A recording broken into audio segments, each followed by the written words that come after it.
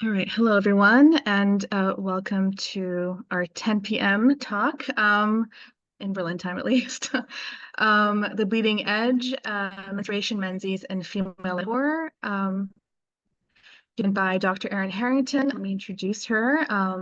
Dr. Erin Harrington is a senior lecturer above the bar at the University of Canterbury, Te Ware Wānanga o Ōtaha, in Otautahi Christchurch, Aotearoa, New Zealand. Her research investigates a range of themes across horror media, including gender, embodiment, humor, aesthetics, moving image art, short film media, anthologies, and New Zealand horror. She sits on the editorial board of the journal Horror Studies, is the author of the monograph Women, Monstrosity, and Horror Film, Gyno Horror, and is completing a book on the What We Do in the Shadows universe. She's also a respected art, media, and performance critic, and the editor of the website Flat City Field Notes, and is proud to sit on the board of the Storytelling and Ideas Festival Word Christchurch. All right, take it away, Erin. Kia ora. Hello, everyone. Good evening to you. Good morning from me. Thank you so much to the Final Girls for having me. I love this festival. I've always wanted to contribute in some way or be a part of it.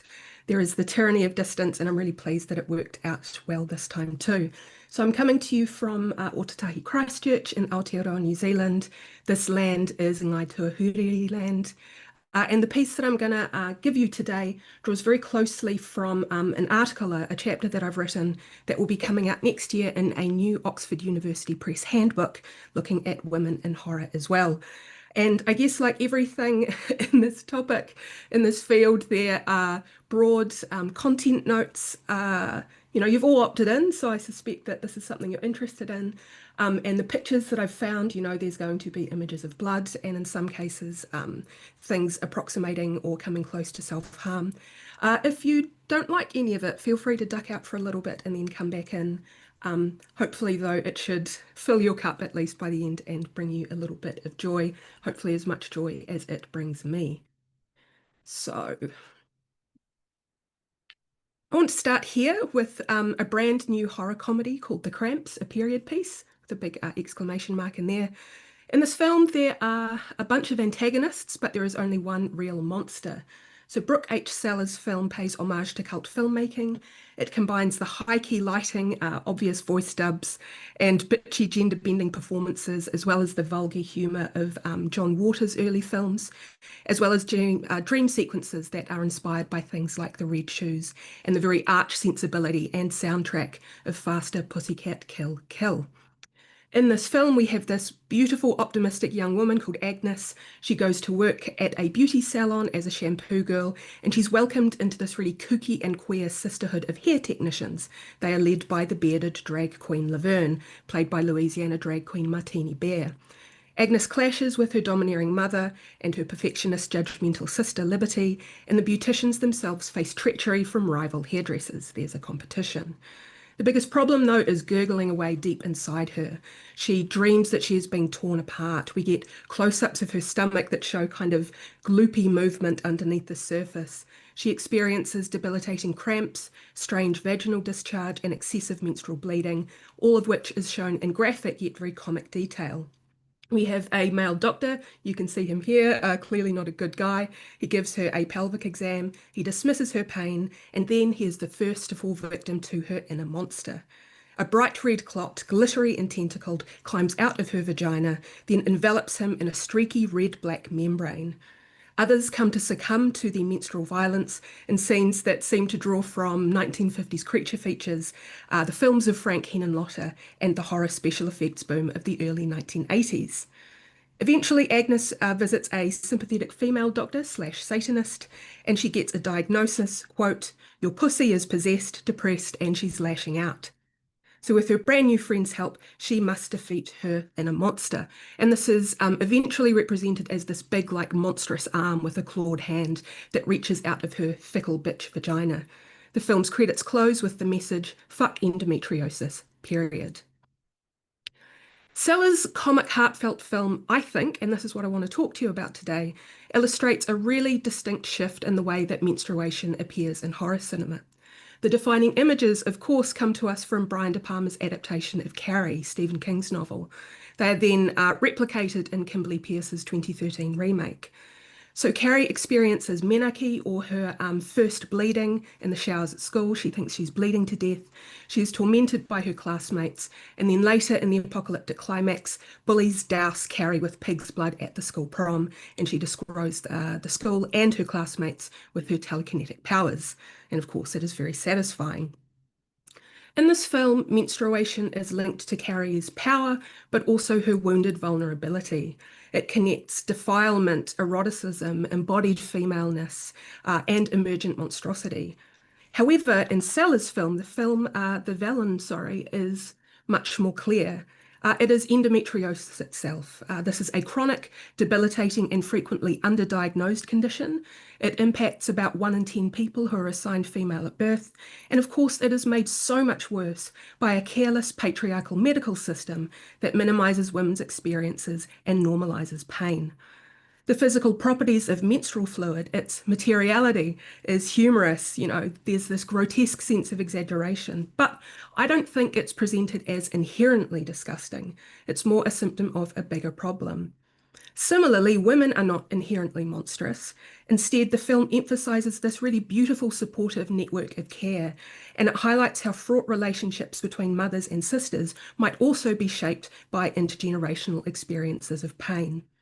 So we have horror tropes that are just one element in the film's generic hybridity. Horror's affective and aesthetic capacities, as well as its representational histories, are used to communicate female-centric stories and images and experiences that have been historically excluded. You can see in this image here, if you're familiar with the red shoes, where that's coming from. Excuse me. So the Cramps, interestingly, is not alone in these choices. In this talk, I'm going to talk to you about a bunch of films, probably about 10 films all up from around the world, and with reference to some other elements of global horror cinema. And this period, in the last 10 to 15 years or so, reflects a period of increased activity from women filmmakers in above-the-line roles. This is what Barbara Creed, in her recent book, Return of the Monstrous Feminine, terms a feminist new wave. Now, of course, here's the caveat. Films by women do not share an inherent feminist politics. They do not share a cohesive point of view. And even using the word woman raises many issues, such as who it is that we're talking about and including in that designation. I want to note that trans perspectives are really lacking in horror, and that other areas of gender diverse and queer horror overlap with the sorts of things that I'm talking about, but also have their own interests. I'm going to use the term woman as a shorthand, though. I hope you'll forgive me for this, because I do want to say that women making films, more women making films, does increase the diversity of perspectives on women's narratives. Earlier films, have framed women's reproductive bodies as abject things, these boundary collapsing sources of fear and disgust. And then under patriarchal systems, women's bodies become these sites of monstrous self-destructive power that challenge bracket male subjectivity, and therefore must face destruction or containment. And the outcomes of these narratives are often ambivalent. There's a lot of room for interpretation, but I will say that recent films are much more interested in the causes and experiences of social abjection, including the construction of menstrual taboos. And what I'm arguing here, and what I'm arguing in this book chapter, is that these new films explore two interconnected themes. The first is about relationality. So here I'm talking about relationships, interdependence, connectivity, reciprocity, and community, not just individualism or people being directly excluded. And the second, which I've already signaled, is about materiality. This is about the physical properties of bodies, the properties of the wider world, and then, of course, menstrual fluid itself, which, despite its ubiquity, it remains stigmatized and understudied. And I think that both relationality and materiality here are dynamic. They are in flux, much as the menstrual cycle itself is regenerative. So these new films, I keep gesturing that way because that's where I can see the slide, they vary in tone. They're very different in terms of narrative and cinematic language. Horror is now a very broad church. I really like the work of Patricia Pistis, who argued in a recent book about the aesthetics and the poetics of recent female-directed horror, that these films are interested in characters' intimate inner experiences. They probe complex expressions of social violence. They expand the emotional register of horror into a wide spectrum of what she calls ugly feelings, and then they disrupt traditional gender boundaries. Such hybridity demands that we expand, I think, the conceptualization of female monstrosity. Basically, we need to respond to the films and what they are telling us. So the films that I'm discussing here, as you can see, are also really linguistically and geographically diverse. They respond to really culturally specific contexts, the nuances of which cannot be fully accounted for here, and in some cases, I'm not the right person to account for them. Nonetheless, this sample, I think, importantly, all created by people with a lived experience of menstruation, offers a more capacious account of what menstruation means, including what it means to menstruate and to be a menstruant, that is, someone who menstruates. And this illustrates, I think, really beautifully, and this is something I think you'll all agree with, how horror can tell really amazing stories across territories about people who are often excluded in ways that are otherwise inaccessible. Now, I'm going to give you a little bit of context, a tiny bit of theory, and then I'll come through and offer you some readings of these films. So to frame this, I think we can start with the fact that most academic writing about menstruation, and actually probably most popular writing as well, has looked at two different films. And in terms of academic stuff, that's often been through a psychoanalytic lens. Film number one, of course, is De Palma's Carrie, absolute banger of a film.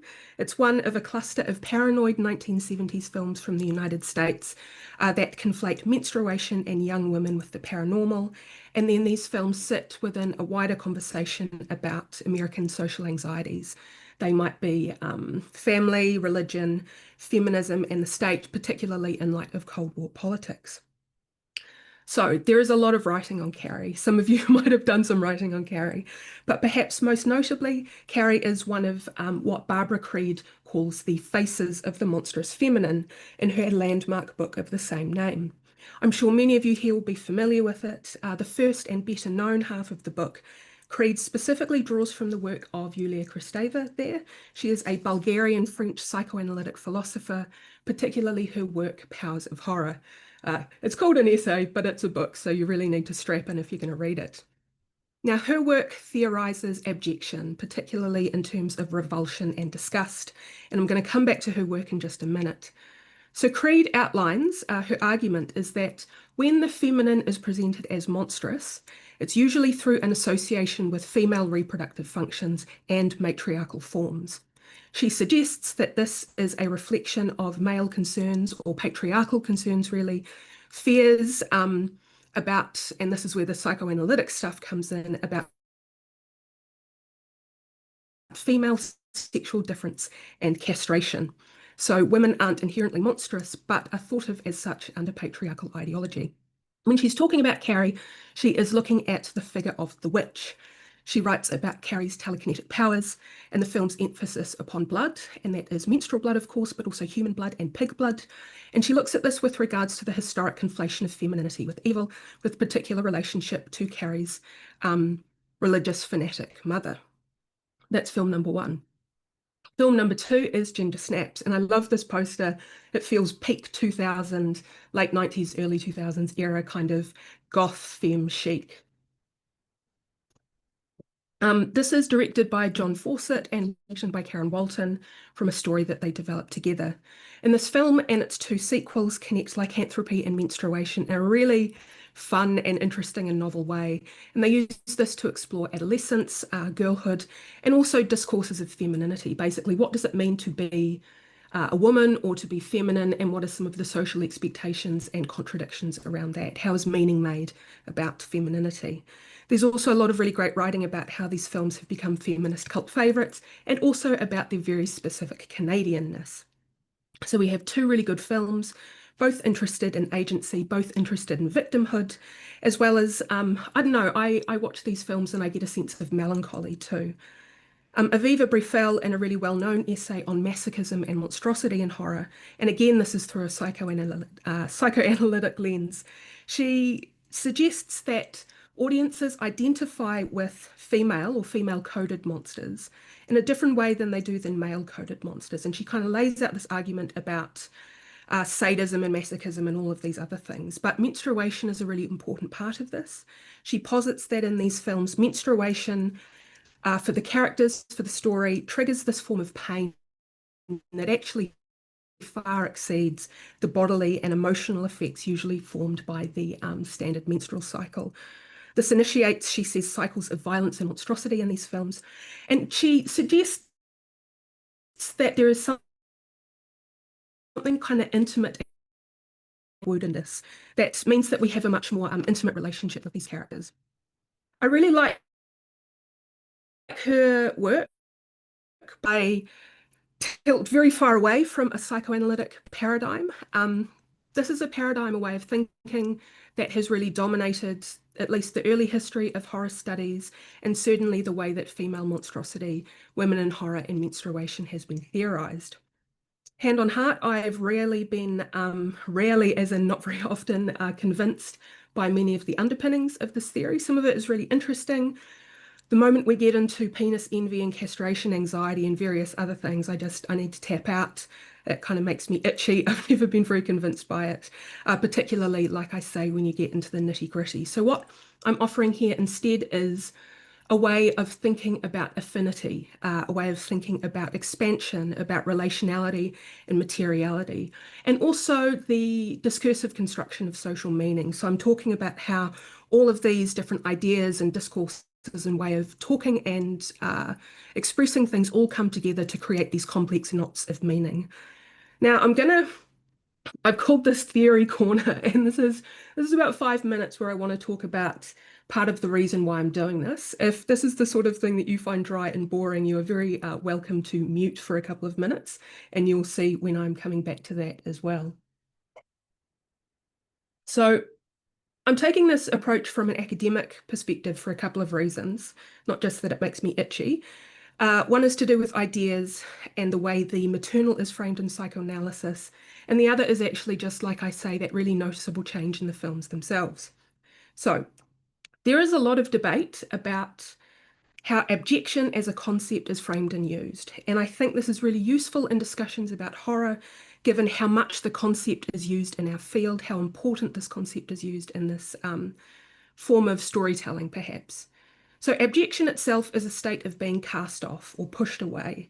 It can relate to the revulsion that people feel when confronted by things that threaten the boundary between self and other, subject and object. So in Kristeva's work, and she's kind of pulling all of this stuff from theory, from psychoanalysis, from biblical writing, from anthropological writing. She writes about food loathing, so the disgust that we might feel about certain types of food. She's got this great anecdote at the beginning of the work about going to drink some warm milk, and it's got a film on top of it, and she just kind of wants to go bleh and, throw it up against the wall. Wounds, corpses, bodily waste, so urine and feces, as well as menstrual blood. Things that are both me and not me, that kind of cross that boundary, that disturb our sense of identity, that disturb our sense of order, that challenge our ideas of ourselves as clean and whole. So, like I say, there are a lot of perspectives on abjection, but Kristeva's specific one has been the most impactful, I think, in terms of discussing the maternal. And from this psychoanalytic perspective, the maternal isn't just about mothers. In fact, you could argue maybe it's not about mothers at all, but it's about this leaky, unknown origin of life, this primal void that we have come from, and that at the same time maybe threatens to annihilate us in some way. In this psychoanalytic perspective, this has to be really violently pushed away if we are to enter into the realm of language and law and structure. So this relates to how, as we move from being, babies into infants, into older people, we come to construct our sense of self by kind of establishing these borders, learning language, learning rules, and so on. But you can see also why this violent rejection of the maternal is so relevant to much of the thinking about women in horror. Importantly, Kristeva sees abjection as a process. It's not a thing, it's not a type of subjectivity. Instead, it's a process that in turn produces representations of objects and figures of disgust as these stand-ins for the intangible threat of self-dissolution. So there's this relationship between abjection as a process and then these cultural forms, perhaps, that then articulate that sense of process. However, the argument is that some people have misread the process for the product. There are academic knife fights about this. And then we get into the realm of talking about abject things, abject art, abject as a class of objects or types of subjectivity. There are critiques not only of this interpretation from like a really nerdy perspective, but also about its real world impacts. Because, and this is a problem, no, problem isn't the right word. This is a challenge within horror. It's also a challenge within things like exploitation film, that there is a really fine line between critiquing a thing, critiquing power structures, using the language of objection to talk about these things, and then just reiterating the power structures or the misogyny or its highlights through those forms of representation. I remember watching the film, I think it was both Starry Eyes and Thanatomorphose, which and Contracted as well, actually, which seemed to draw from this abject imagery, but in ways that I actually found were really misogynistic, as opposed to being about misogyny. And it's a dance that happens in horror that can be really kind of tricky. So when I come to this, I'm really sympathetic, in particular to the work of a philosopher I really like. I don't know her, I just really like her work. Her name's Imogen Tyler. She's from the UK. She is a maternal studies scholar, which is how I encountered her. She also writes about lots of other stuff. And she sees Christavan abjection, what she calls the matricidal paradigm, that is the primary abjection or casting off or destruction of maternal dependency, is really just reiterating the maternal as abject within cultural production. So that's things like film, literature, games, but also other ways that we tell stories in the world. And so where she's coming from is that she works with women who have experienced intimate partner violence while pregnant. And she identifies in very clear and quite upsetting ways the way that this thinking of the maternal as abject is something that must be destroyed. And this is her words, risks reproducing histories of violent disgust towards maternal bodies. Are we highlighting disgust or are we reiterating disgust? And she and others like Judith Butler as well have suggested that there are more pressing ways to look at abjection from the perspective of those who are socially abjected, those who are forcefully cast out of society to maintain its borders. And of course, we're seeing this in a lot of really violent far-right rhetoric at the moment too. So to kind of loop back, to use some managerial terms, this is a key question in horror. How do you represent processes of harm, the horrors of patriarchal and various other forms of violence, and identify monstrosity, even celebrate its unruliness, without then shoring those ideas up by reiterating that the maternal, that the feminine is just something that needs to be cast off? I don't think psychoanalysis is necessarily the place to do this. Obviously, other people feel differently, but I really like what Xavier Aldana Reyes suggests, which is that it is both possible and productive to consider other approaches to the disgust, the abject, the corporeality, especially as they relate to border crossing. And so these questions are pertinent to reproductive horror, maternity, pregnancy, menstruation, reproductive cycles, as well as the genre's self-reflexivity. You know, horror is always referring back to itself. And I think that thinking about what I think of in the work that I've done as a matrix of representation, of thinking about patterns of signification can be helpful. So this is about looking at aesthetic expression and cinematic form, the discursive production of female sexuality, subjectivity, embodiment. Because if you think about the word matrix and you kind of go scooching all the way back through its etymology, it is about mother and womb and pregnant animal and source and origin, and it implies this really productive interrelationship from which new things form. And I think this is helpful because, like I say, these new films that we're talking about are doing something different.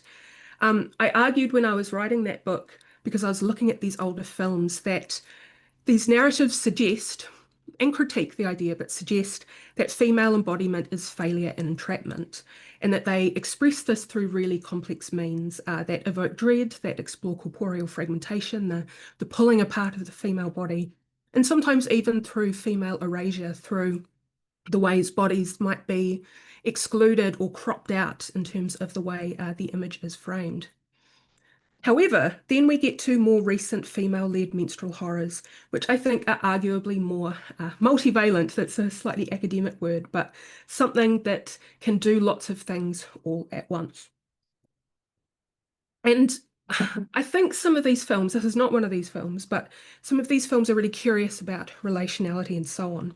And where I was coming to this and I was watching all of these films, I noticed patterns, not just in female-led horror films, but horror films that were being led by directors and writers who weren't women. And I think it's really simplistic. This is a big red flag. You can't just kind of go this or that when you're talking about patterns of gendered authorship. Male film does this, female film does this. However, in this field, there does seem to be um, some very strong tendencies that I think illustrate how different these films are when they're made by people with a lived experience of menstruation. So some films, such as It Stains the Sands Red here, uh, treat menstruation as a form of gross out humor, sophomoric humor. So this is a film in which a woman is chased, albeit very slowly, across the California desert by a zombie who can smell the fact that she is menstruating. She occasionally offers it bloody tampons as tasty treats, as you would a dog. I have to say, this is a film that made me feel pretty gross. It felt like a film that was laughing at women, not laughing with them. And there are other much better films that have male creators in these, I guess you could say, authorship positions. I don't really mean to reiterate, I guess, the structures of auteur theory here, but we can sort of think about the guiding visions of individuals who are making these films. These are all really interesting films, but they do tend to reiterate that sense of the menstrual as dangerous, and sometimes in quite interesting and useful ways. So we have Excision there, which is a really stylish and sad film. Here, menstruation is associated with kink as well, but in a way that is kind of slippery and that overlaps into mental illness and into violence and so on. It's quite a complicated film. I find it hard to tease out some of the things that it's doing, but it's pretty nice to look at. We also have a film like Veronica. This is a really great supernatural and religious horror. This is about a seance gone wrong. It counts screenwriter and script editor Coral Cruz as one of its three writers. And again, it takes this very conventional or perhaps old-fashioned approach. So we have this young woman here. She makes the family home susceptible to encroachment by demons, basically. She endangers her siblings. She's trying to contact her dead father with a Ouija board, but this is amplified not just by this solar eclipse that is happening at the time, but also by the fact that she's just started to bleed. She's right on the cusp, and it gives this sense of openness that seems to open up the house to danger. This dynamic is also really central to The Witch, which I think is just a terrific film, where we have this young woman who is right on the cusp of puberty, and that is as much a source of fear to the Puritan family that she's a part of as the very foreboding forest that they live next to and the witch that lives in it. And so this is where, comparatively, there's been a really big shift in women-led films, where menstruation isn't necessarily a locus of horror. It is just as likely to be about curiosity or annoyance or humour or indifference as it is horror and distress. So my question really, the question that's been driving a lot of this is, what happens when menstruation is no longer offered as a site of what Xavier Aldana Reyes calls fearful disgust, even if it still disrupts the, and again this is a quote, inside-outside boundaries of the female body? Or perhaps what happens when that disgust is recognised more as an expression of patriarchal ideology and discourses as opposed to lived experience? Cinematic representations of menarche, for instance, of this first bleeding, have historically suggested the menstrual adolescent body overflows with signification. I've written about this in my own work. It's both reproductive and non-reproductive, child and adult, sexual and non-sexual, interior and exterior. And we get that menstrual iconography. These are the images that we all recognized, the trickle of blood down the leg, the blood diluting in shower water, bloodied clothes, bloodied sheets, used menstrual products, soiled underwear. These are still there, offering external visual signifiers of this internal cyclical process. However, increasingly the menstrual cycle is framed as one of renewal and productivity, not necessarily deficiency and wastage. There's a scholar called Emily Martin who's written a lot about this, or Per Christeva, filth and defilement. So with that framing and that, I mean, it's not really a preamble, it's pretty long in mind. I want to walk you through some of these films so that you can see properly how this is operating. These shifts are really apparent in Anna Biller's film The Love Witch, which is really beautiful. It's um, dreamy and retro. So you think about how in Carrie, menstruation was really traumatic. But for Elaine, who is the film's titular figure, menstrual blood is normal and natural and useful. So the film recreates the aesthetics of gothic romances, of melodramas, of technicolor thrillers of the late 60s and 70s. It has this high color saturation and hard lighting that pay explicit homage to Hitchcock's The Birds and Marnie. This was part of the instructions that Biller gave her cinematographer, as well as the aesthetics of Italian gialli and the illustrations of the Rider Waite Smith tarot deck. So she is murderous, hyper-feminine, she is a deeply unreliable narrator, and she is obsessed with love. She attracts men by embodying their deepest, that is, most patriarchal and retrograde fantasies. She seduces Wayne, who is a college professor and self-described libertine. However, he is overcome by her love magic and he sickens and he dies. So what she does is she buries him out the back of his cabin. I find that image with the wheelbarrow there extremely funny.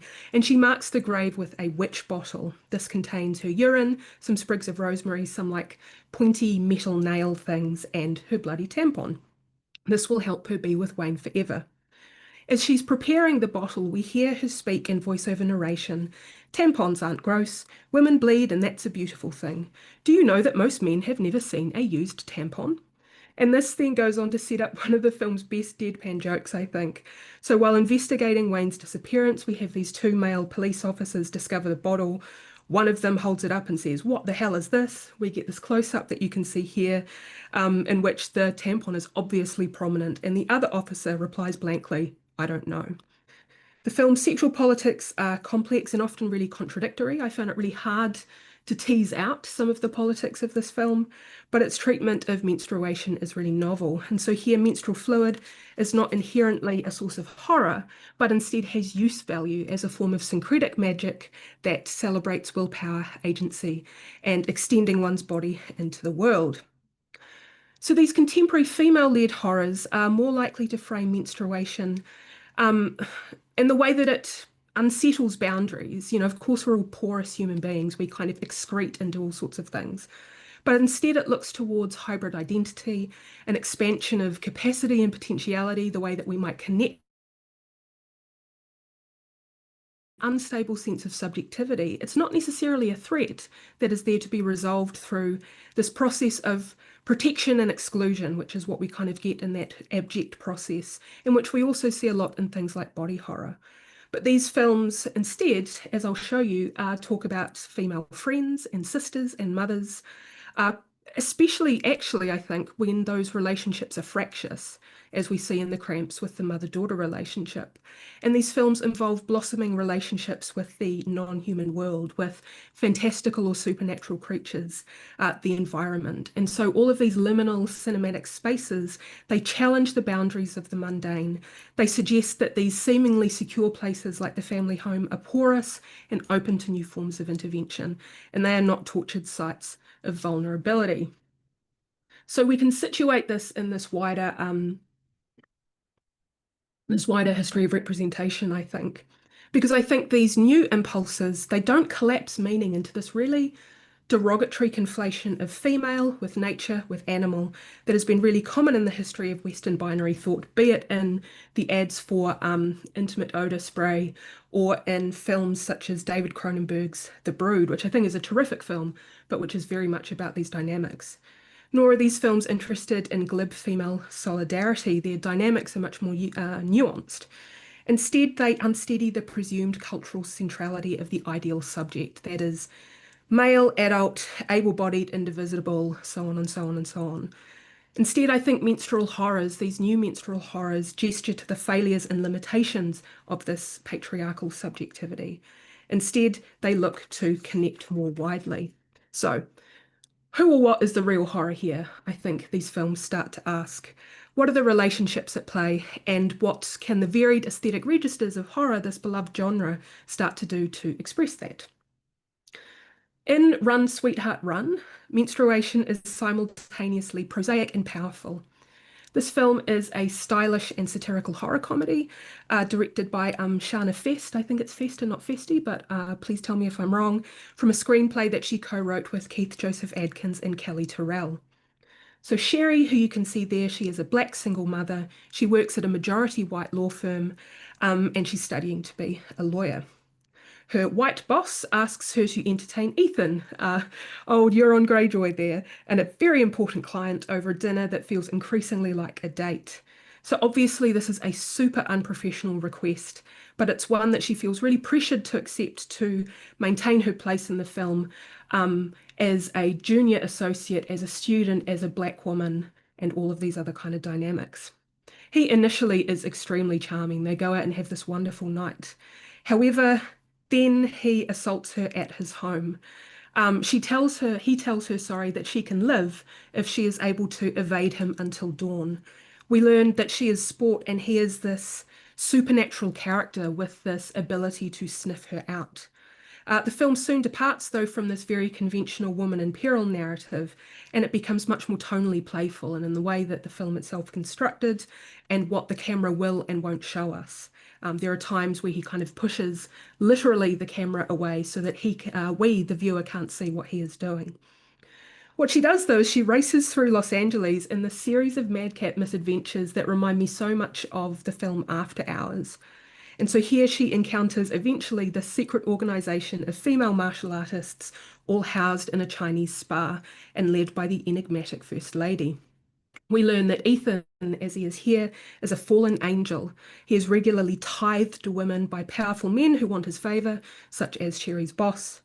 And then by the end, Sherry has required a headband like Rambo. I wonder if this is a tongue-in-cheek reference to First Blood, as well as a dog that nods to the John Wick franchise, although here they are just presented as two bad bitches. This is also present in the film's tilt into this really stylish, neon, angular neo-noir cinematography. It's quite fun. So the women successfully set a trap, and in the film's final moments, Ethan, as you can see here, defeated, he crawls out into the dawn sunlight. He's not supposed to see the sun, and he leaves behind him this trail of sticky black viscera.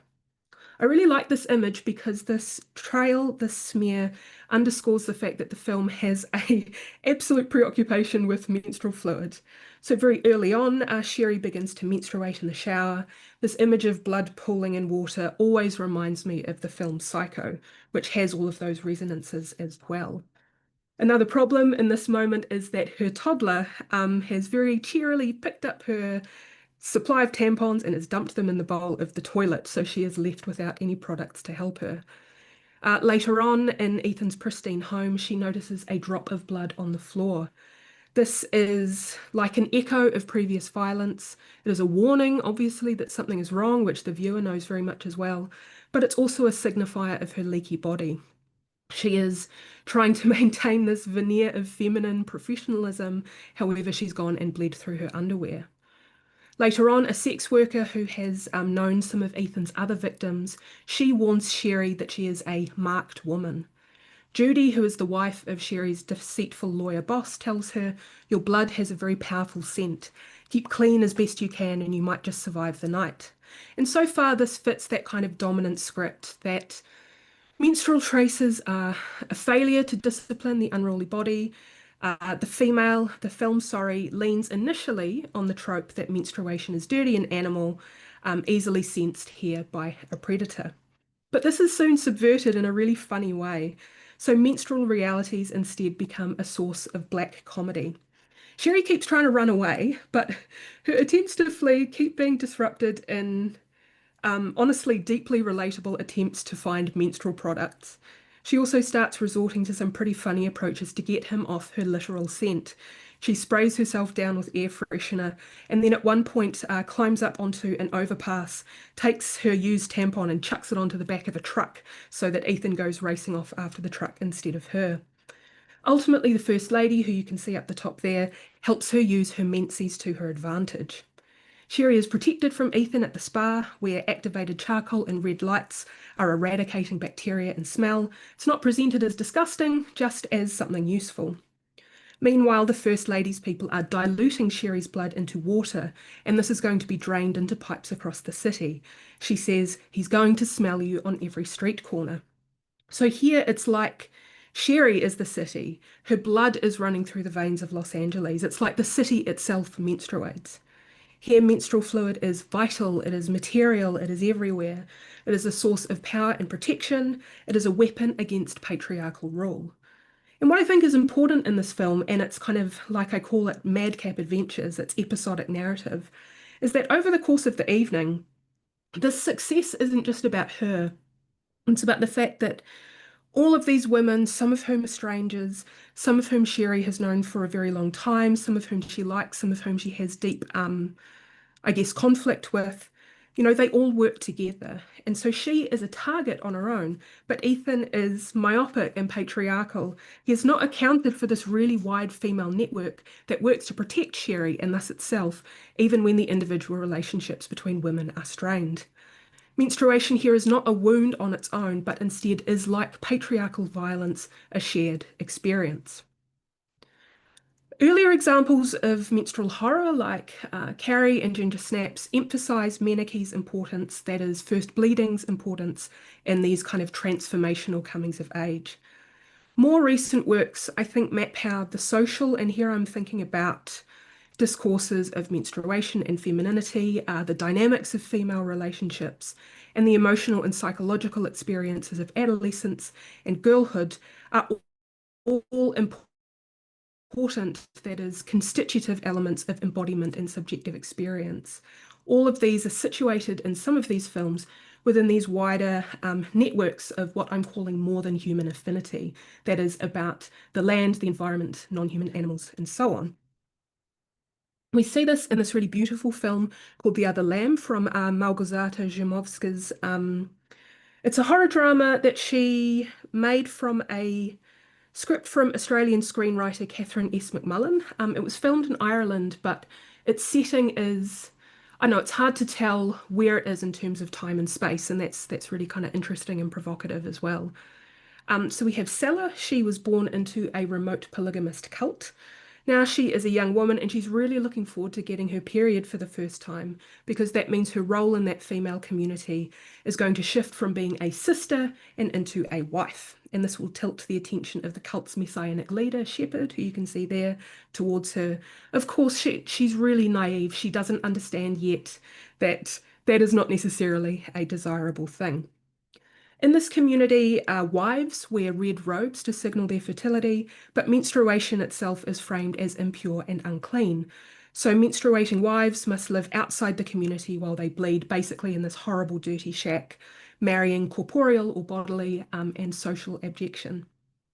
So we have the wives and the sisters, who are referred to as the flock. They have varying perspectives on Shepherd's role as saviour. They tend sheep, they spin wool, they butcher carcasses. And this is obviously, an expression of their isolated pastoral lifestyle and its quasi-Christian foundations. But even on top of Shepherd's ownership of them, I think this is a really careful acknowledgement of the way that sheep have matrilineal structures within their communities. Sheep are really amazing. If you're interested in sheep, a colleague of mine, Philip Armstrong, has written a book called Sheep, where you can learn all sorts of amazing things about how they live and how they relate, and the sorts of social and cultural structures that they have. Don't ever let anyone tell you that sheep are stupid. So these bonds are expressed visually in a really stylish manner. You can see one of the examples here through these lengths of cream-coloured yarn that wrap around and connect tree trunks like this enormous cat's cradle.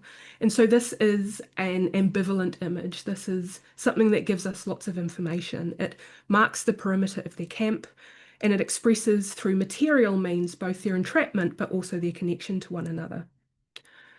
They are forced to leave their compound. The law has caught up with Shepherd for his various misdeeds, including polygamy, and they travel on foot through a really rugged landscape looking for a new home. And as this happens, Sella comes to doubt this man who she's always basically seen as God. He becomes increasingly violent towards the women to shore up his role as this patriarchal savior. And this film's coming of age narrative, through her slow emergence into knowledge, it starts to expose literal violence as well as symbolic violence. So it pokes around in all of these complex, often really difficult relationships between the women. It situates the lonely intensity of their experiences both within and a part of this rugged, isolated environment. And eventually, in the film's climax, Sella chooses not to acquiesce. She chooses anger. She chooses the flock over the shepherd. And blood, that is shepherd's blood, becomes a marker of female connectivity between the remaining sisters in the new Eden that they are forming on the shores of a pristine lake. It is an echo of menstrual commonality, even though the film ends suggesting that this freedom might be very short-lived. This is not straightforward solidarity, this is not girl power, but it is a rejection of patriarchal control and its misogynistic foundations. Menstruation as process and product and metaphor opens up new ways of collective being, of sustenance, and of understanding. And the Swiss Mermaid film blew my mind, which is directed by Lisa Pollmann from a screenplay co-written with Dominic Locher. We also see connection and an embrace of this more than human subjectivity as antidotes to alienation. This is a coming of age film that can be quite difficult to watch. It combines horror and fantasy and social drama. We have 15-year-old Mia here. She struggles with a shift to a new school in Zurich, conflict with her parents, particularly her mother, and a mounting identity crisis. So this manifests through antisocial behavior, through substance abuse, through some really risky sex, all shot in this very drab, undersaturated color palette. However, right from the beginning, the film has signaled a different type of otherness. We see just in the opening moments these enigmatic images of a young girl standing on a rocky shore. And we get the sense of oceanic potential. And this unlocks in an afternoon where the group of mean girls basically that Mia has fallen in with, they hang out, they bunk school, they guzzle ketchup from a bottle, getting red all across their faces, which is like this bloody menstrual rhyme.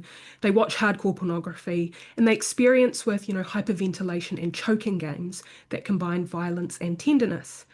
When Mia faints, though, she seems to collapse into this dark underwater space, and the viewer shares her point of view as she looks up at the water's light-dappled surface.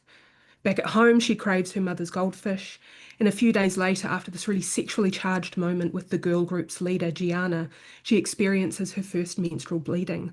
But she deals with this really calmly, pragmatically. She gets some of her mother's pads from underneath the sink. She sinks into a bubble bath, which is another recurring image in menstrual films. But then while she's shaving her legs, she discovers that her toes are starting to fuse together. Her transformation accelerates. Her legs become really mottled as she develops thick scales. She has a monstrous hunger for fish. Her social alienation increases, especially as she comes to suspect that she might be adopted. So here, menstruation, one's first bleeding, is not a source of horror, and in fact, it's discussed in an almost comically matter-of-fact way when she goes to see a doctor about her toes. Instead, it's just one of many symptoms of this wider transformation. She cuts her toes free, she tears off large scales, she slashes at herself with a kitchen knife. She rebels against her true nature through self-harm. And the film's melancholic cinematography only softens after, right near the end of the film, she accidentally floods the apartment, and her newly formed mermaid's tail can be submerged. So here her identity, but also her affinity for water are realised. Home is now more homely. Gianna helps Mia, building on these scenes where their, conflict and bravado falls away to reveal something a little bit more tender in terms of their relationship. And in keeping with some of these other films' emphasis upon the dynamics and erotics of female relationships, she drives Mia out to the ocean in a pickup truck that's got like a paddling pool in the back of it, and then Mia heads out to the water and swims away. So this all frames Mia's transformation into newfound hybrid subjectivity as like this expansion in capacity, these new ways of feeling and being that includes a greater connection to the more than human world. I mean, menstruation is the least of her troubles, even though it's a key element in her metamorphosis. The film, in its portrait of a young woman in difficulty, draws, from the poetics of contemporary social realism, but this film also complicates contemporary mermaid narratives in lots of interesting ways. So the vulnerability instead that comes from this change and the deepening of these human relationships all help birth her more than human becoming. Menaki also informs this more than human subjectivity in the Malaysian film Tiger Stripes from Amanda Nell This is a really amazing celebration of girlhood. It combines a coming-of-age story with Malay folklore and body horror. The film opens at this rural girls' school that is bordered by lush jungle. The film's immersive sound design is really amazing. It's grounded in the persistent sound of birds and animals and insects. So if you do watch this film and you're able to listen to it with headphones, I'd really recommend it. So we start in the girls' bathroom. We have 12-year-old Zafan, who is dancing to an upbeat Indonesian pop song as her friends shoot a TikTok. She removes her hijab, her undercap, her school uniform. She flashes her new bra at her two friends. We have Mariam, who is very enthusiastic, and we have Farah, who is very conservative and judgmental. But you know, the girls, they hang out, they muck around, they play with stickers, they meow to each other like little cats, they create videos of each other. However, Zafan's adventurous nature and her lack of modesty are a source of friction, both at home and at school. She's also the first person in her class to start menstruating. She is terrified when she discovers blood on her sheets, and her mother comes in to tell her, quote, "You are dirty now," end quote. Zafan is excluded from prayers at school while she menstruates, and later Farah informs her very imperiously, "Everyone is talking about it. The whole school is saying you got your period."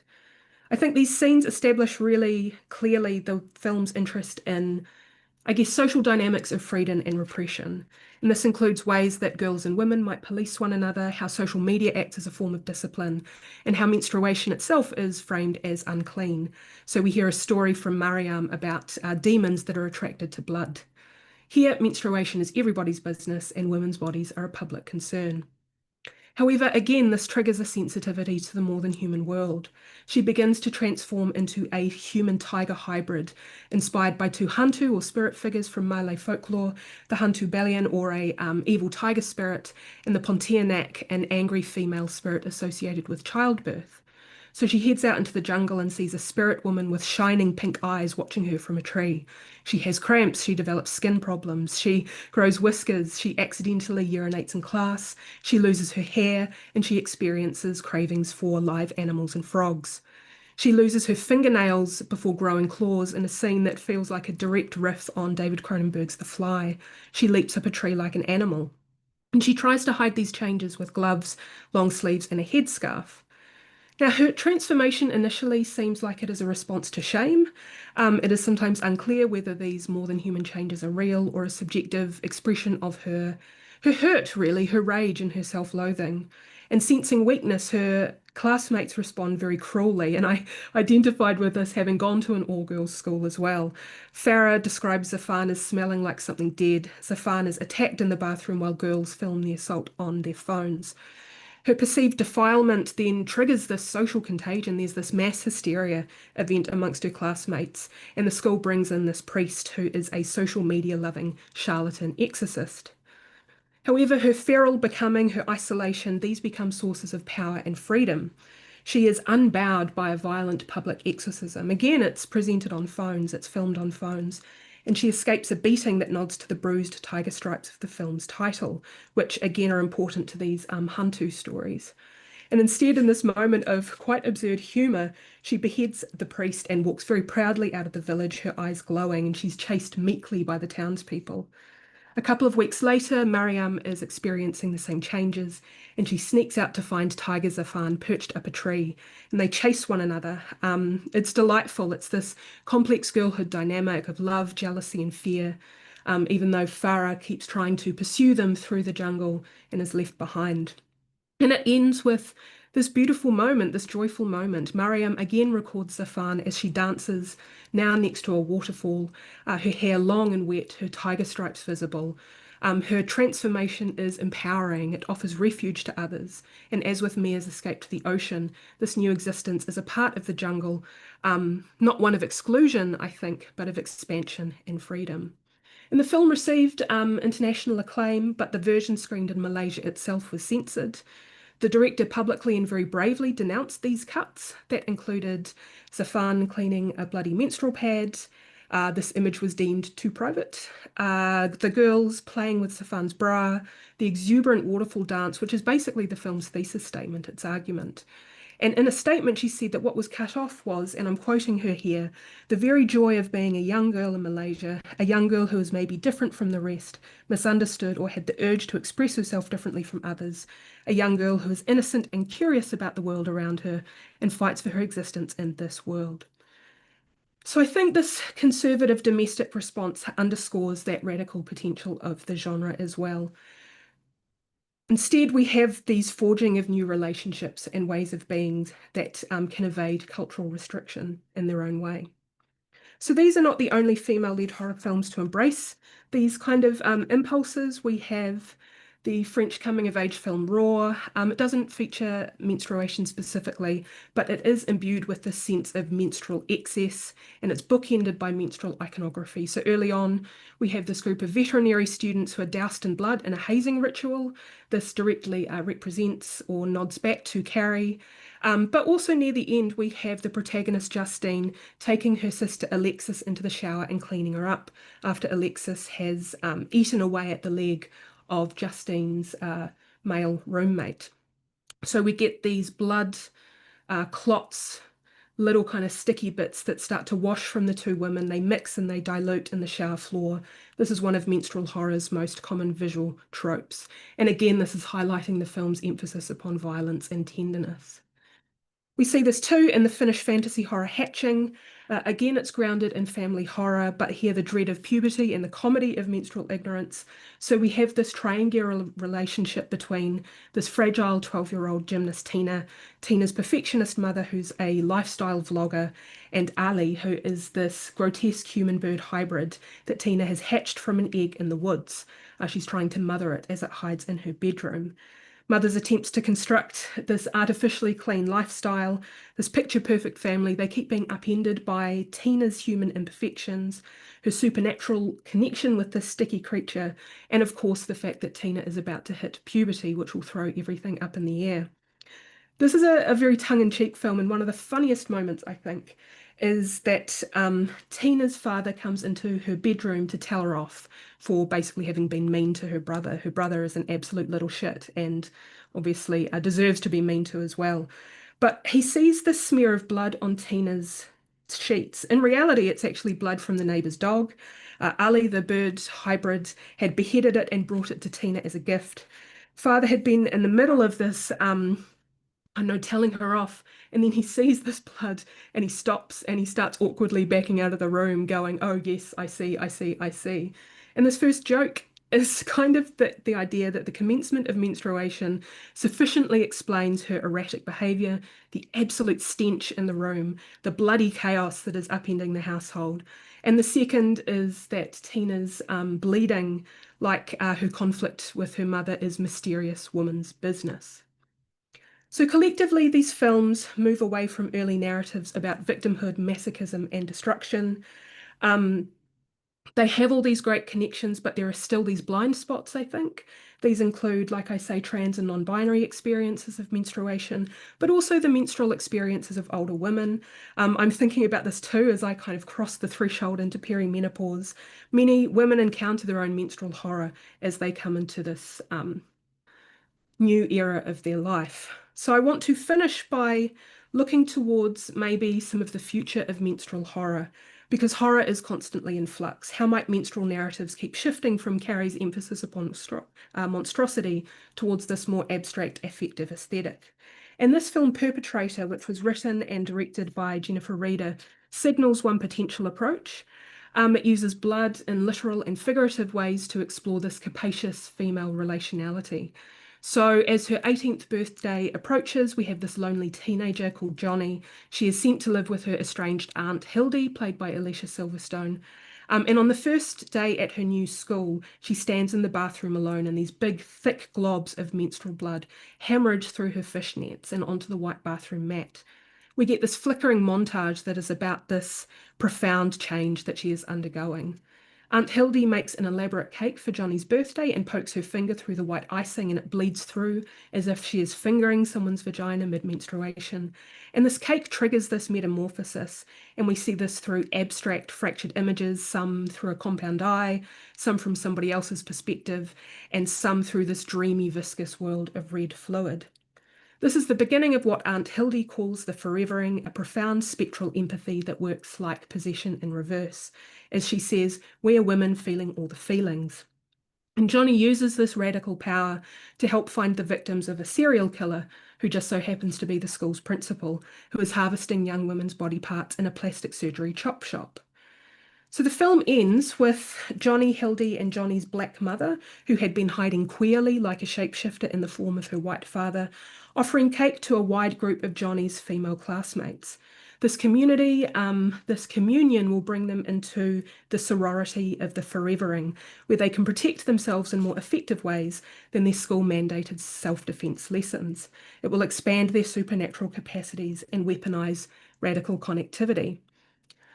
Like Reader's earlier, similarly self-reflexive film, Knives and Skin, which I'm sure some of you have seen, this film frames female adolescent as dreamlike and absurd and liminal. It's described as David Lynch meets John Waters. And it's a potential site of violence and victimhood, but also a site of resistance. So blood is everywhere. It is smeared on tiles and teeth and faces and bodies. People have nosebleeds that drip onto the floor and expand in strange ways. Fingers poke into wounds. One girl keeps the remnants of a miscarriage in a small tin. Johnny tells her sells her blood-stained underwear to her civics teacher because apparently you can charge double. A jock's locker is filled with bloody doll parts. And there are all of these funny, crass references to bodies that signify this really transgressive, gross-out humour by and for women, particularly by and for queer women in this. Johnny and a classmate bicker over lipstick colours, axe wound, and pussy galore. Johnny's mother is described as having been ripped open like a bean burrito when her C-section stitches failed. In the killer's isolated lair, Johnny's bloody head pops up from a hole in a mattress like a birthing baby, and she screams code massacre level bloodbath, a phrase used in the school's active shooter drill, now the code phrase that triggers the kidnapped victim's escape. That offers this phrase basically as the thesis statement or catchphrase of female adolescence. So throughout these films, style is substance, and this is my final comment. The film consistently embraces liquidity as an aesthetic mode, especially in these abstract sequences filmed underwater that express a red, liminal, and even uterine connectivity that expands regular human experience and perception, much like Mia's transformation in Blew My Mind. So this is a radical matrilineal power. It is erotic, it is queer, it erases the boundaries of the individual, but it doesn't annihilate the self, and it doesn't reject the maternal. It does not reinforce binaries or hierarchies. Instead, like uterine lining, it is regenerative. So Perpetrator builds on these menstrual horror films. It signals possibilities for the genre, I think. It frames menstrual horror as sublime, as a fearsome sense of awe-inspiring immensity that exceeds rational comprehension, whose expansiveness offers new ways of being and relating. And to be honest, I am really excited about what these films are going to do next. Thank you very much for listening. Wonderful. Thank you so much, Erin. Just to highlight, yes, everyone should get this if they don't have it already. This is just a brilliant piece of work. Yeah, I mean, there's so much here, but I think just to kind of zoom out a little and into who you are in a way and your field of study, women in horror specifically. I mean, your book came out in 2018, I believe, and Yep. I'm just wondering how, and there is so much more works, in the last decade or so, like how do you choose in a way what you want to dissect, because there is so much, and what do you also feel like is maybe not so productive to think about or to work on? I mean, I chose to do this because I was approached to contribute to this work, and I've been doing some other stuff in the meantime, and I thought that this was a really cool way to come back to this topic because as I started looking at the films, I was like, this has changed so much. So that book came out of my doctoral studies, which started in 2009, I think, and I would have completed that in 2014. And then, you go through the process of ripping it up and stitching it back together and doing more stuff. So a lot of the things that I was writing about were things that were from the back end of the 20th century and the beginning of the 21st. And so much has changed since then, not just in terms of the greater diversity of people who are making films, more is really all I can say there, because the more you get, the more diverse perspectives you get, and the richer a picture you get. But also, there's a greater diversity of people coming through academia who have different perspectives and different ideas on things from around the world. So when I was starting to write this, I was writing it in response to the fact that basically there were three key works, academic works about women in horror. They all had a relatively they all had they were all coming from the same point theoretically, and I just was like, surely there's more than that.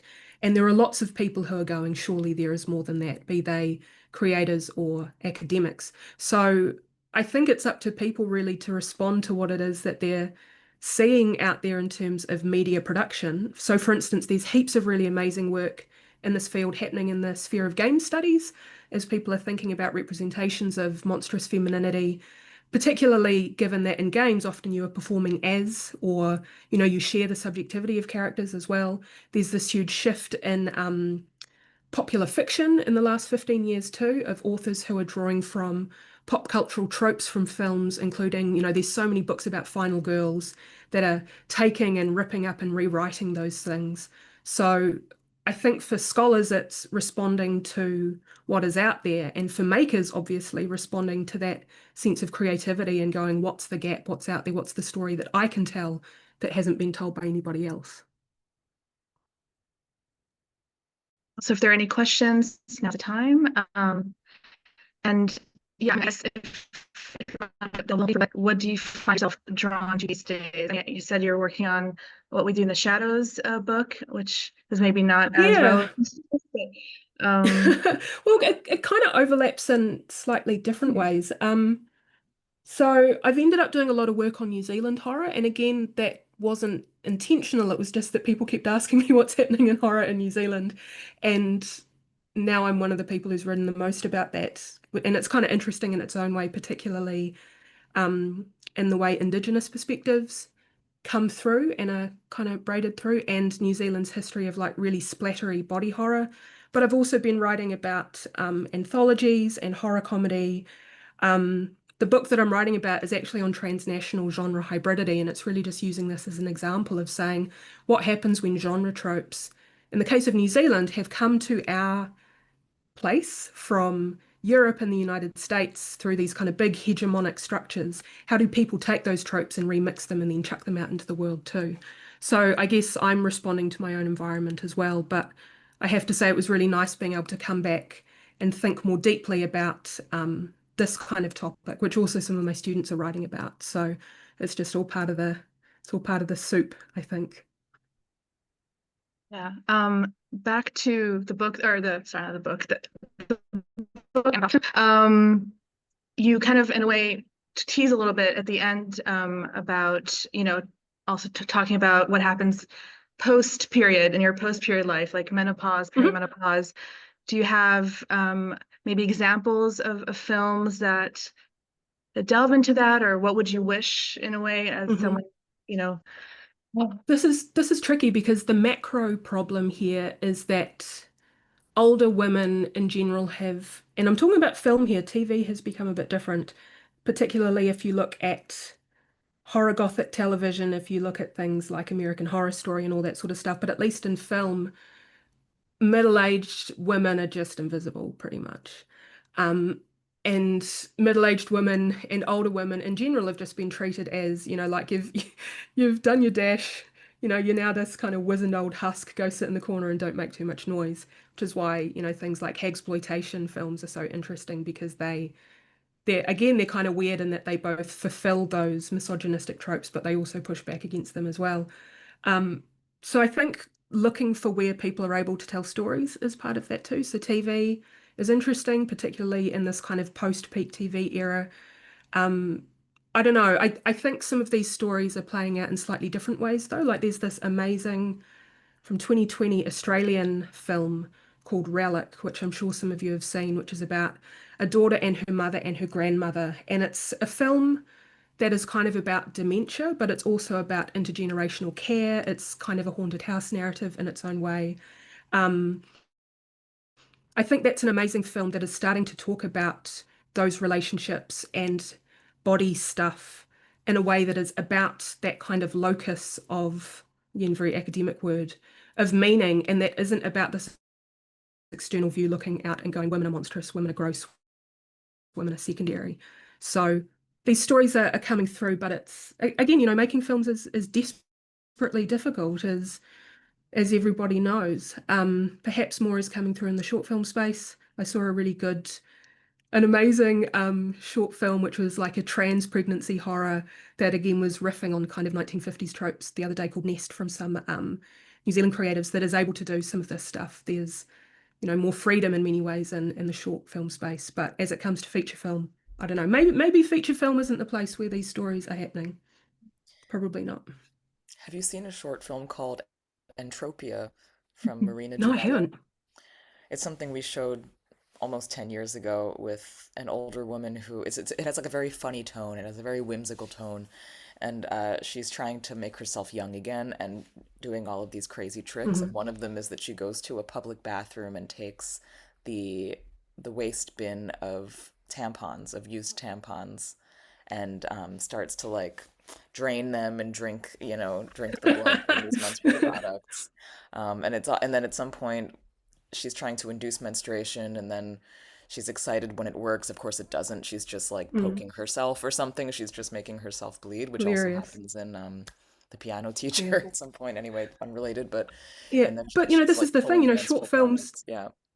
you can do whatever the hell you want, whether or Right. not you can then take that or even want to take that into a feature, where all of a sudden there are 1,800 different gatekeepers and guardrails and all that sort of stuff too. But I love just how weird and unruly and strange short films are for this. So I have frequently acted as a judge here for some 24-hour and 48-hour filmmaking competitions. And the horror stuff that comes through, and actually from some high school film competitions as well, is just mad in the best possible way. Uh, Community support those makers to then try and make those films, much in the same way as Brooke Sellers has gone from creating shorts into this incredible independent film. How do we collectively support those people to do that? Because you can't do it on your own. Yeah, we have some questions in the chat. Mhm. Melissa, thanks you for your interesting talk. Two questions. One, as Kristeva explores bodily fluid in general, do you also include the depiction of other bodily fluids, vomit, pus, in your analysis? I haven't, but that's not because they're not important. It's just because I had to go narrow. I'm actually really interested in the materiality of menstrual fluid, which is, kind of blood, but it's also secretions and mucus and all of these other things. And I think in some ways the fact that its representation just becomes referred to as blood removes some of the complexity of what this fluid is as it exits the body and goes out into the world to do whatever. So I think there's a lot of scope to connect some of these dots here, and I'm sure there are other people doing it, but just by virtue of the fact that I had to, kind of find a teeny tiny little focus for a work like this, that means that's not there. Interesting. My second question, do you include non-menstrual blood in your analysis? Some examples come to mind where female bodies bleed due to wounds made by men in an attempt of dominating them, and their blood symbolized their inability to deconstruct or fight against these patriarchal structures they live in. For example, in Coven from 2020, a group of young girls are accused of witchcraft. Their witches are Mhm, stabbed with thin needles and bleed in mhm. interrogation. Oh, that's a terrific question.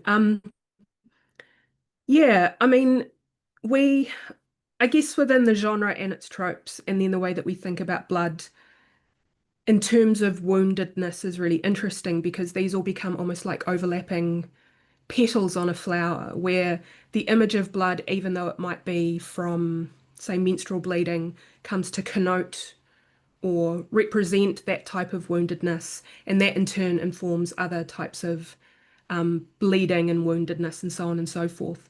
So I think there are, and that's a really good example of one, lots of films where the wounding of female bodies, depending on the film and the filmmaker, is directly gesturing to other forms of blood and bloodiness. And I think some of the really good films that are doing this are also talking about the fact that this historical conflation of menstruation with woundedness and with animalness is unhelpful. So why is it that we're thinking about women's bodies as inherently vulnerable, as inherently open, and as inherently wounded, which is part of this really long, really misogynistic framing of the female body, both individuals' bodies and then I guess, you know, with capital letters too. So it's all part of the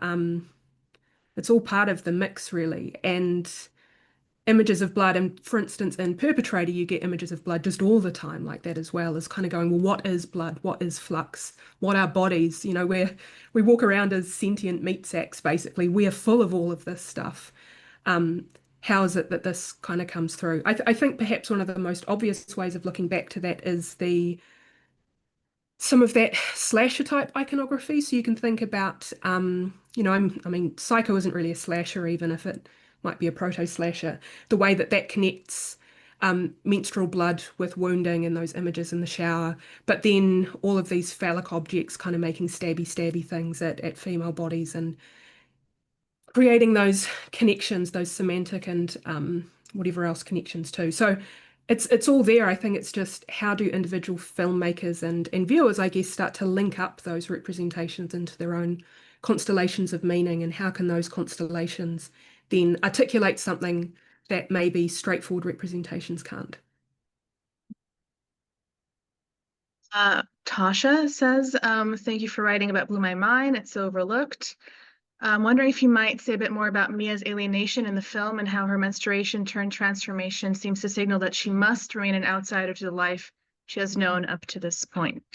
Oh, what a cool comment. Yes, I think that's, yeah, yeah, I think this is one of the things that's really provocative about that film, but also about how it draws, you know, you watch it and it doesn't feel like a quote unquote genre film. It feels like this realist sort of social drama. And I think that's an amazing way of thinking about how she can't exist in the world that she is in. You know, there's all of this subplot about whether or not she is adopted, and it's kind of vague on that front as well, in the sense that she can't reconcile herself to her family. She also can't reconcile herself to like the home that she's living in, which feels really empty and kind of hostile, and she can't reconcile herself to school, and she can't reconcile herself to the wider environment that she's in. And one of the film's successes is, apart from those little snapshots of this girl on the shore, we don't really get any sense of what Mia's life was like up until this point, except for the fact that this is now different.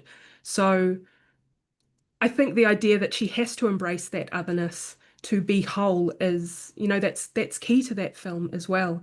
And the fact that it's presented in this horrific way, I think, is more representative of how she is feeling in herself, not necessarily what the outcome of that process is, given at the end that is how she finds peace. I don't know if, Tosha, that's answered your question, but I think it's a really nice way of looking at that film. And then, yes, Tasha says yes. Thank you. And then a book rec, Perimenopausal Menstruation in a crime Oh, supernatural horror context. The Change by Kristen Miller. Character bleeds through oh, her clothes on a train and has to sit on a plastic bag unfazed. Okay, good tip.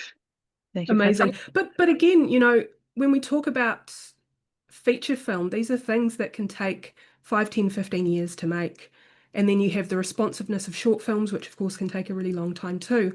But, you know, short stories, literature that have the capacity to be created and disseminated in really different ways. I think, well, one of the things that frustrates me about academia, and it's kind of about the structures that we find ourselves in, is that we're really good at siloing ourselves. and feature film people only talking to feature film people, and literature people only talking to literature people. And actually, all of these conversations are happening across media and across textual forms. Like I just wrote this thing, which I think is coming out in a couple of months, about the performance artist Mariana Simnett and some of her short film work, which is really interesting and grotesque. And also she goes and creates this weird AI model and she films herself and then she watches herself degrade. And the idea that why aren't we looking at that in horror studies, because we're too busy still litigating film theory from 50 years ago.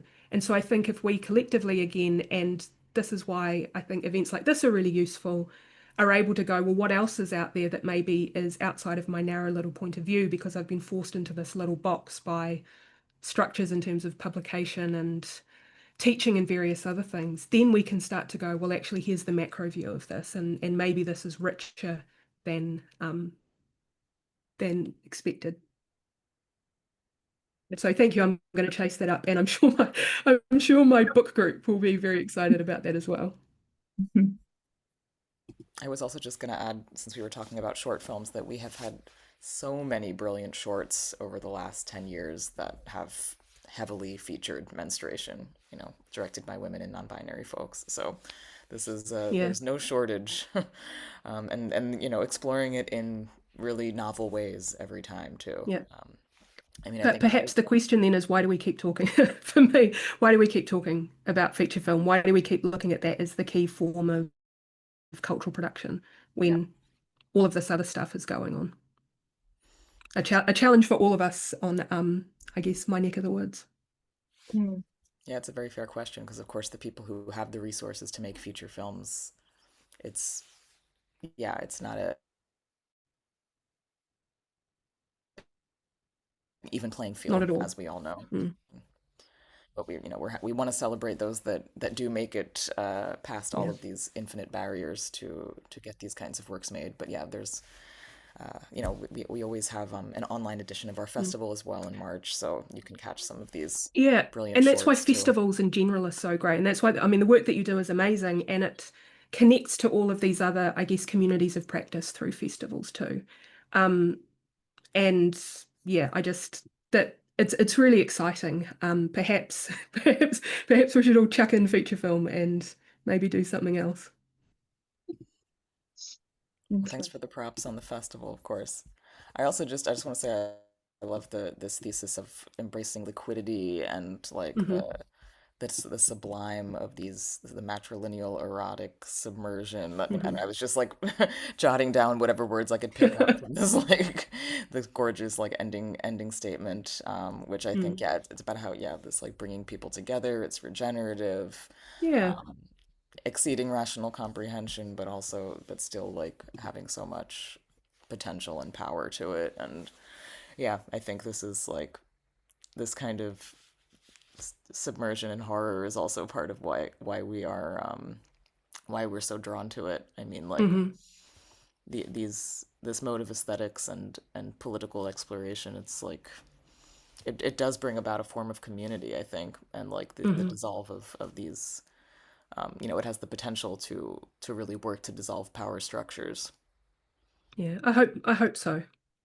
We can hope. And I feel so excited for people who are coming to the genre for the first time now, who have this growing breadth of material as opposed to, coming of age and, as a teenager in the 90s. And what was available was really this. And a lot of it was pretty tricky, and you have to go looking for meaning in the gaps of some of those narratives.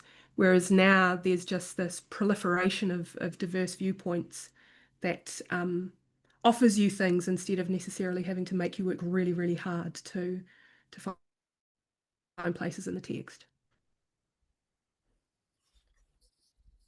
I guess if there aren't That's a any good other way to questions. end. Yes. What were you going to say? Yeah, last question. If anyone has a last question.